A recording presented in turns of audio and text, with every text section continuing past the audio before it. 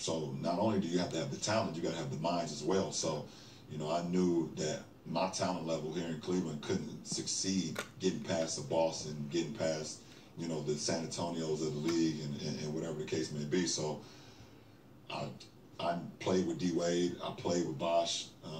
You know, in the Olympics, I knew D-Wade for years. I knew their minds. I knew, you know, how they thought the game more than just playing the game.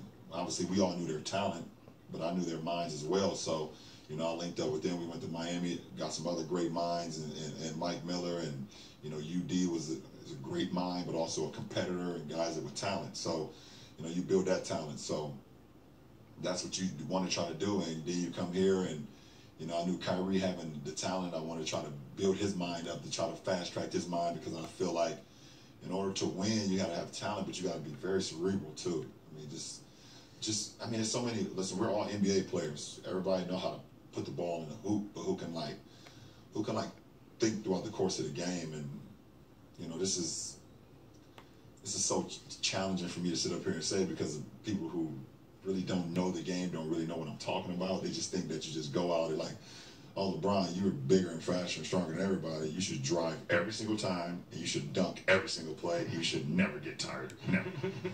Like it's a video game, and you went on the options, and you turned down fatigue all the way to 0, and injuries all the way down to 0.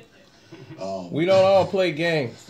So we come back here, and we get the minds, and we build a championship team, and then Golden State, because of Steph's injuries early on in his career, his contract situation, and then them drafting Draymond and drafting Clay, and them being under the contracts they were in, allowed their franchise to go out to get KD.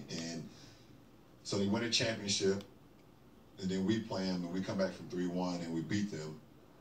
But that was the best regular season, probably the best team I had ever played against. They go 73-9, and then you add one of the best players that the NBA has ever seen. So now everyone's trying to figure that out. How do you? At least he knows Kevin Durant is better than him. Of talent, but also a group of minds as well.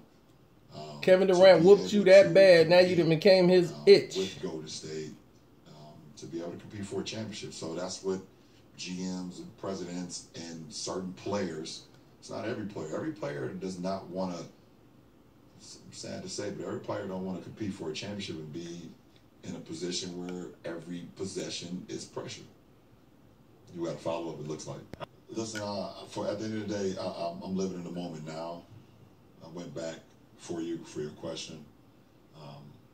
We've had an opportunity to win 2 of these games in this 3-game series so far, and we haven't come up with it.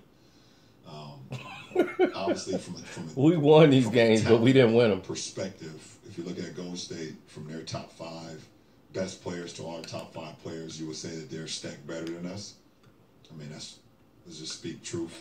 Kevin Durant, and you got 2 guys with MVPs on their team, and then you got a guy in Clay who could easily be on a team and carry a team, score 40. So basically, you throwing your team under the bus. You got Draymond, who's arguably one of the best defenders and minds that we have in our game. So you have that crew, and then you add on a Finals MVP coming off the bench, a number 1 pick in Livingston, an All-Star in David West, and whatever case may be. So they have a lot of talent. We have a lot of talent as well. So what you bitching about? We've been in a position where we could win 2 out of these 3 games.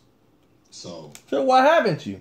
Because you ain't playing defense. Is it we have to make more shots? Is it we have to have our minds into it a little bit more? Is it, you know, if there's a ball on the ground we can't reach for it, you got to dive for it.